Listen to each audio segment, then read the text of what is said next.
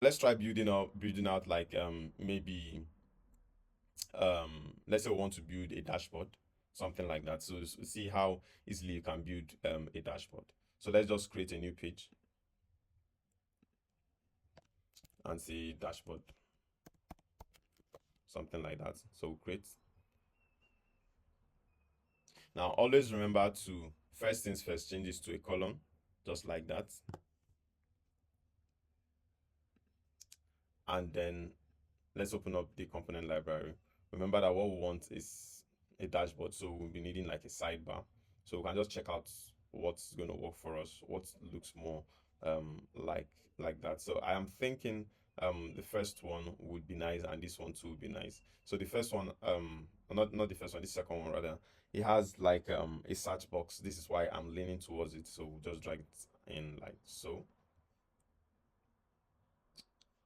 And once you come here, you notice that there is this search box, there's a notification panel, and then there is the profile where there'll be like maybe a drop down or stuff like that. And now when you come here, you have the menu items by the side like this, so you can click on any one, and as you click on it, you can make changes to the page gradually. All right. So with this, you are basically good to go, and that's your dashboard. And all you need to do is now start creating the components that would be laid here inside of the page. Beautiful. Now, how about if you want to build like an authentication page that is login and log out? So let me just put it off and then create it. First things first, convert it to a column page, and then let's bring up our component library. What we need is from the input forms, and so we'll have the login, we'll have the sign up. Those ones appeal to me the most. So we could just pick these two. So this one, the login. After that, we pick the sign up like that. So just make sure that they are not inside of each other. So I'll just move this out. So move this out like this. All right. So that's just the thing you need to always check out. You need to make sure that each of them are in their different groups so that it's easy for you to manage and debug. So here we have the login and the sign up on one page. So how can you do this? Say you, for example, you want to switch between. So what you could do is to set up something like a conditional whereby um, maybe on page load, what you see is the login, and then if you already have an account, sorry, if you already, or sorry, if you don't have an account, you click on this and it switches to the other one, and stuff like that. So let's try it out for a minute. So we want the login to always be the first thing on the page. So by default, we want this to be hidden. So we just make it this element is visible on page, so we'll uncheck that. So it means on page load, what we should have would be the login. So let's check it out and see what it gives us. Now, something we need to also check is the collapse when hidden. So if you don't click on the collapse when hidden, then that means it will occupy a space even though it is not there. So we want to make sure that it doesn't occupy any space if it is not there. Then come back to the login, make sure we check this too, collapse when hidden. So let's come back here, and then we see that the login page takes up sorry, the login component takes up the page. Now this extra space is for the debugger, so you don't need to bother about that. And if you don't want to have the debugger on the page, you just get it off like that, and then you see it just takes up the natural width. So we have this, and you can easily change the image and the login here. Now I want this to be functional so that as soon as we click on it, it should redirect us not to this page, which is the home page. We want it to just switch what's on the page to the sign up, right? So so let's set up a conditional, right? Now for this page, we want to put say something like a state, or we could set up like a hidden variable, something like that. So what do we use? Let's try the hidden variable. So we just create like a pop-up and put there pop-up. And so here we just add a group.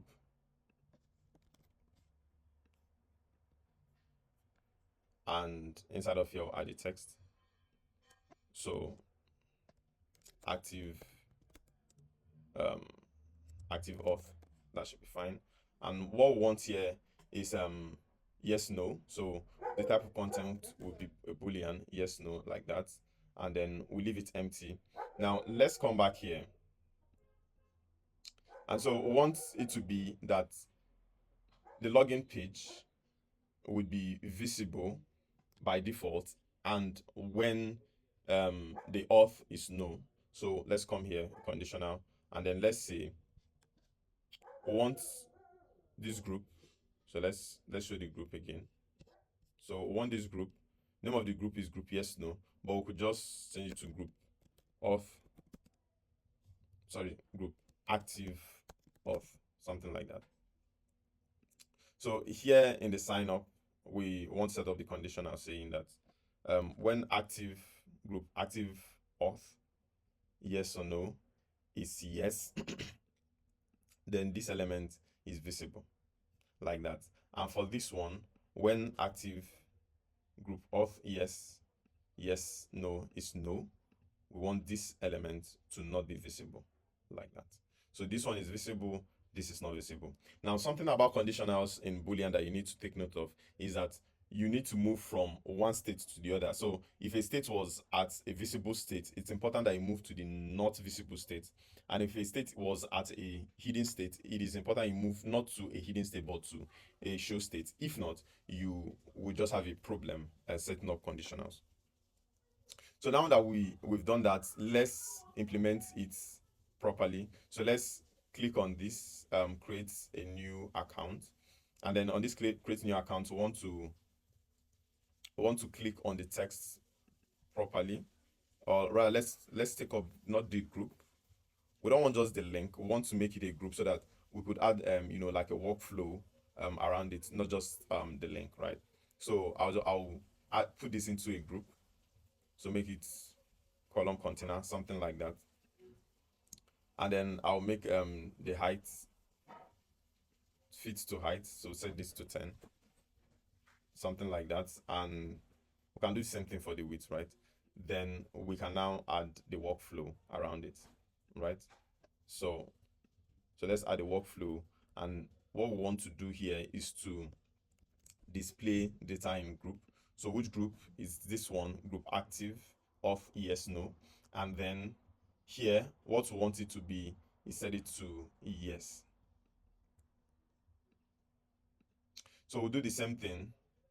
Let's go to the sign up. Here in the already have an account, we want to make this into a group, and then come down here for the height. I just put a 10 here just to make sure it stays within. We can fit width to container, and then come around here, add this workflow, and then we display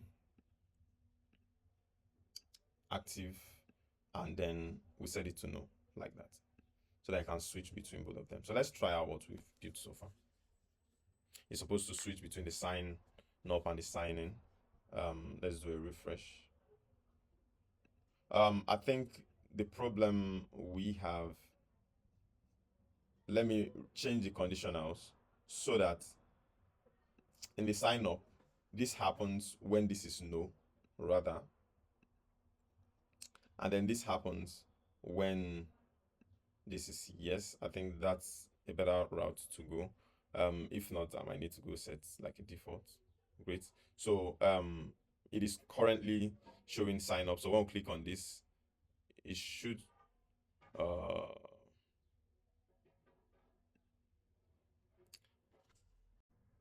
so I think we need to come back here and change this from a link to a text so that it doesn't redirect us anymore. So um, let's change it to a text rather.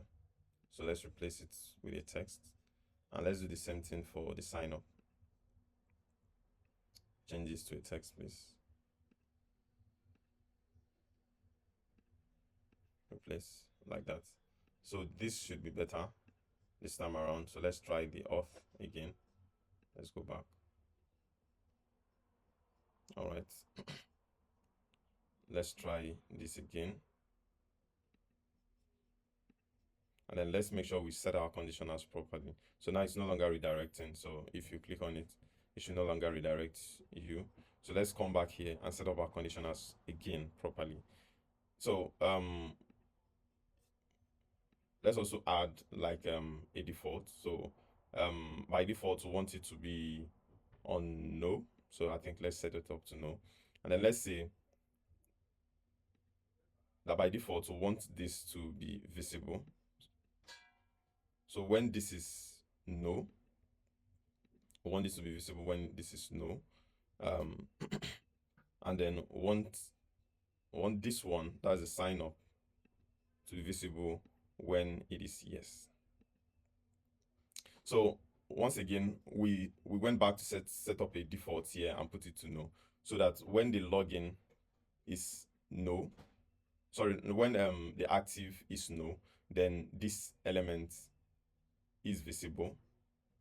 Okay, and then we want to also uncheck the element is visible on page load, so that none of them are actually visible except they check the conditional. So both of them would not be visible on page load, but we'll check the conditionals first before painting the screen. So for this login, it has to be visible when this is no, and for the sign up, it has to be visible when this is yes.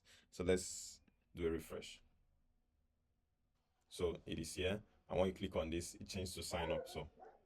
So just like that, we are able to switch between these two screens successfully. And that is how you use the component library. I have also gone ahead to show you how to switch between conditionals using what to know as hidden variable. Okay. So thank you very much for watching this one. I'll see you in the next one.